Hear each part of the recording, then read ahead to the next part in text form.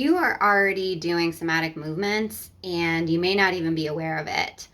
A few times lately, after I put out a movement video, either whether it was a fascia video or a meridian exercise video or a resistance video, I've had somebody comment, "Oh, I already do that," or "Oh, I've been doing that for a really long time and I didn't know that that's what it was releasing."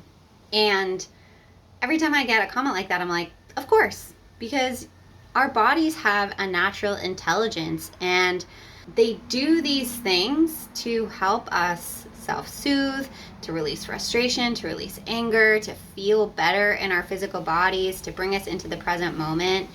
And I think there's a bit of a mystery around like somatic movement, or like not a mystery so much as like people think it's like this thing that you only do when you're trying to release trauma or something like that. But the reality is that somatic movement is just another word for any movement that helps you regulate your emotions, your current mental state, whatever. And you already know how to do these things, and you probably already do a lot of them. What I'm trying to do is bring a little bit of awareness to these movements and give you some context for what you might be releasing when you do them. So if you're constantly doing one movement that works a certain area in your body that's connected to a certain emotion, knowing that connection can help you go a little bit deeper and maybe release the root of the problem instead of just like constantly addressing the tension over and over again. And so what I want to do today is kind of give you some things to look for in your own movement patterns to help you identify the somatic movements that you're doing and what they might be related to make you more aware of them, so that if things come up for you, you can use these somatic movements that your body knows and recognizes and loves to regulate yourself on a more regular basis. So one of the things that you can do to find your somatic soothers, or whatever you'd like to call them, is ask your parents what you did as a kid. Like, how did you sit? What movements did you do? What did you do like for fun? I had a cousin who, whenever she was sitting down, she'd roll her wrists and her ankles, and that's a somatic movement. It's a self-soothing movement.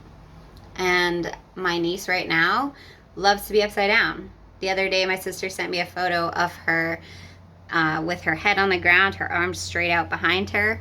And I was like, oh, that's a meridian flexibility move that activates your heart. And so sometimes the people in our life, and specifically our parents, can like give us clues to like which areas of the body we use to self-soothe, or what movements we use to self-soothe as a kid, so we can then tap back into those as an adult. Another thing you can do is ask your friends and your family currently what you do when you're relaxing, what you do to self-soothe. I was talking to my best friend the other day, and I had just seen this video of a guy who was saying how much he loves when his partner like gently tickles his arm. And I was like, I think I do that on my own. And she was like, yeah, you do that all the time. You're always like tickling or rubbing your arms. And I was like, oh, so funny, because like it's soothing to me and I just do it for myself. Or another thing I like to do is stick my legs up in the air before bed.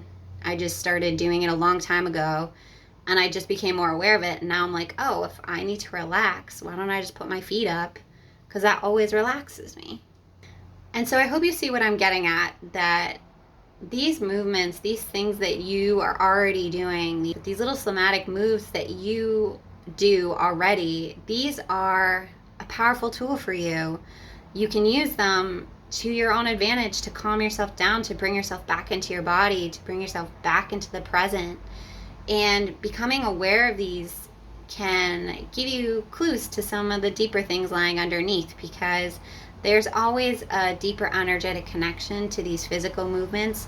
And although we are like physical beings in a physical body, there are deeper currents of energy running through us that our physical movement taps into.